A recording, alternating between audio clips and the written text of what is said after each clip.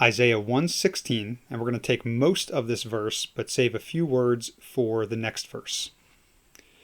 Rachetzu hizaku, hasiru roa, ma'al lechem, mineged enai.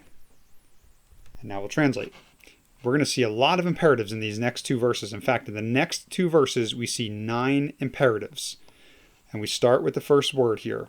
Wash yourselves. Make yourselves clean. Take away, or some translations say remove, the evil of your deeds from before my eyes. Let's start with this first imperative. It's coming from rachatz.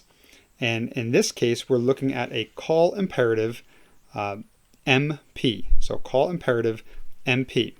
And this has the normal diagnostics, except because that second root letter is weak, instead of just seeing the shava, we have a chatef p'tak right in the middle here. So that second vowel is going to change just a little bit.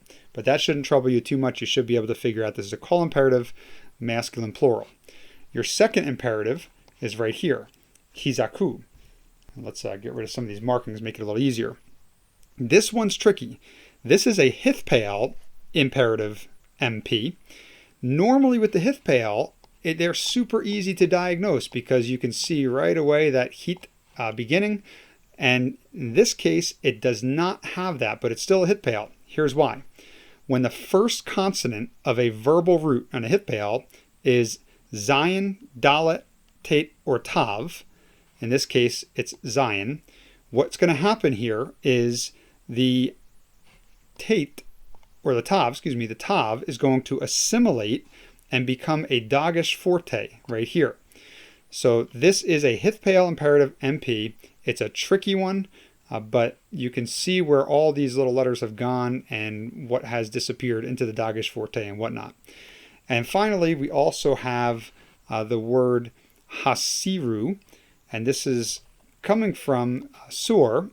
Notice that if it's written in the lexicon like this, this is a biconsonantal root, and that's going to be important here.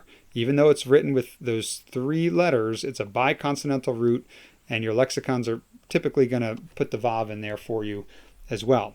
But you have your typical hirik yod diagnostic, which is going to tell us that this is a hifil imperative, and because it's biconsonantal, it's going to have a bit of a different beginning than you might expect with a normal hifil. So that's why the comments is there. But this is a hifil imperative, masculine plural.